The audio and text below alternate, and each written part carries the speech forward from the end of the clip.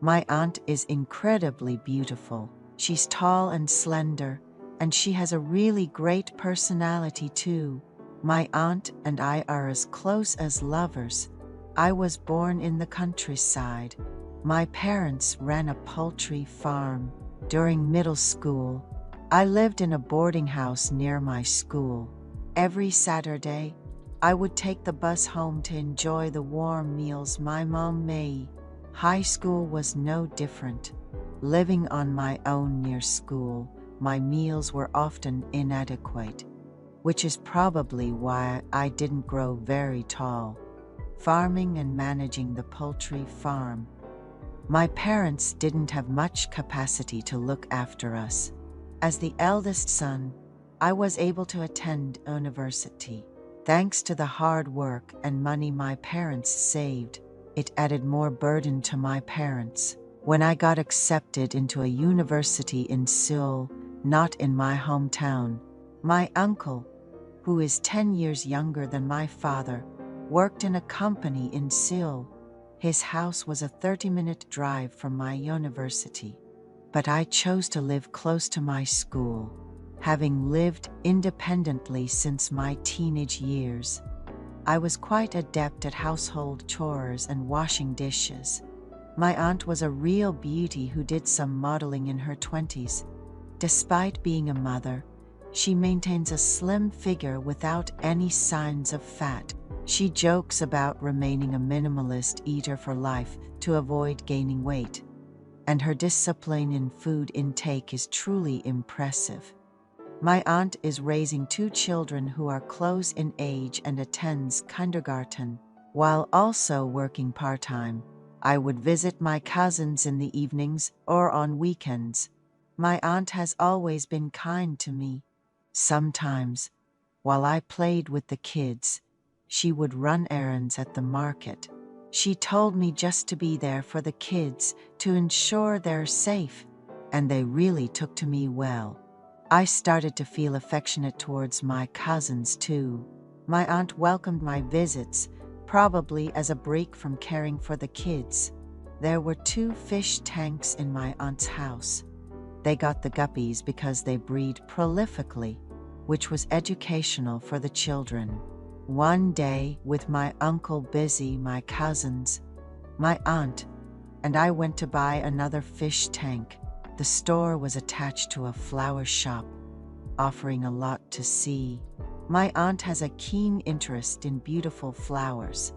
I bought her the flowers she was eyeing and the guppies as a gift. My aunt said, "It's so nice to come out like this without your uncle. Let me treat you to some pork cutlets." And we went to a famous pork cutlet restaurant. Even waiting in line, she said, "The most rewarding thing is doing something the kids enjoy. I guess I'm really a mom now," with a beautiful smile that made my heart flutter. After enjoying pork cutlets, spaghetti, and coffee with my aunt and the kids, we went to her house. We set up the fish tank and added the baby guppies, and the kids were eager to feed them.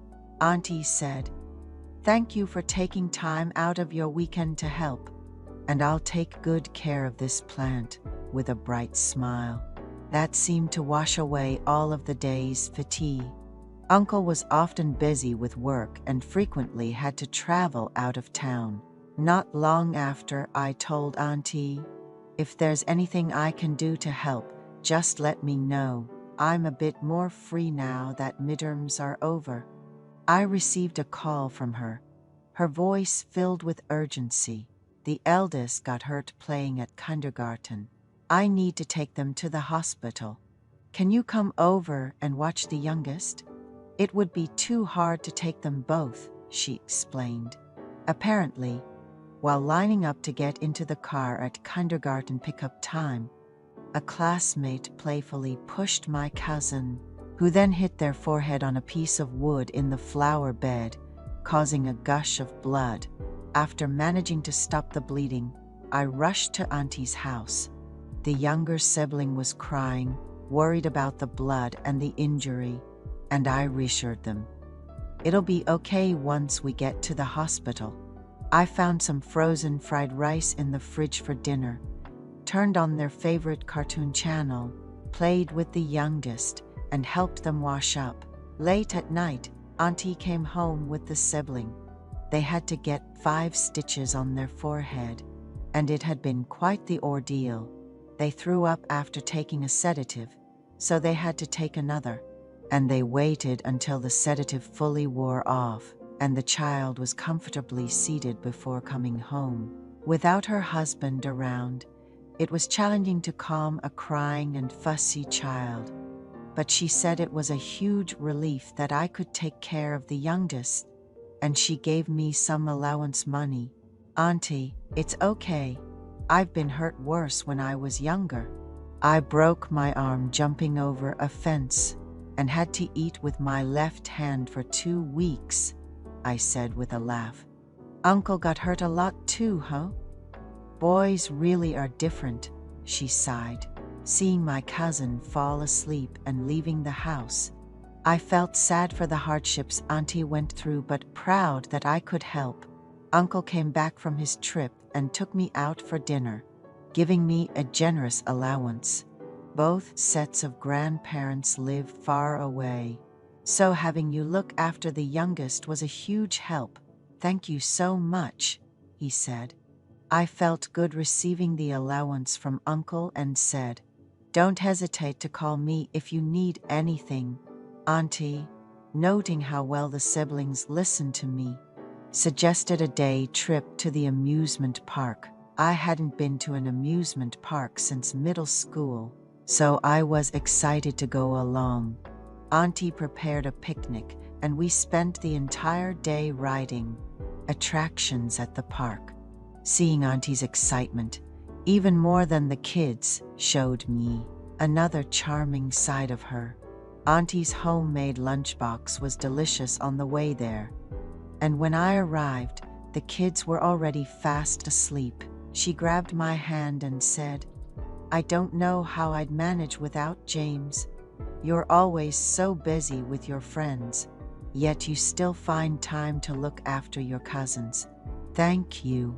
Then Uncle got a call from a friend.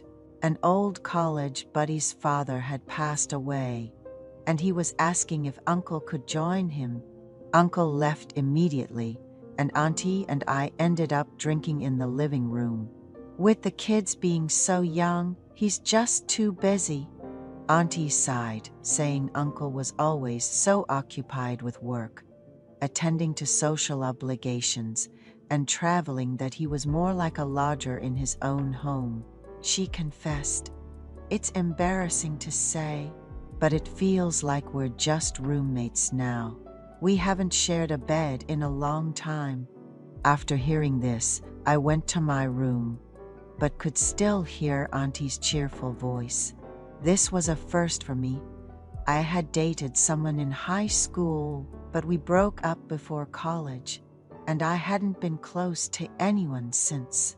Auntie exclaimed, "Oh, it's your first time. What an honor. I've been relying on you, James, lately. Do you have a girlfriend, James? You always come home early.